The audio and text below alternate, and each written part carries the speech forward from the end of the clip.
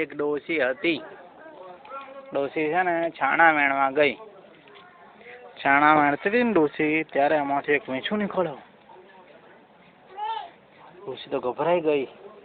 હવે શું કરવાનું? ડોસીએ મોટો પથ્થર લીધો, સીધો વીંછું પર માર્યો. વીંછું મરી ગયો. પછી ડોસી તો છે ને છાણા લઈ અને આગળ ગઈ. પેલા થોડા લાકડા પણ લેતી જાઉં.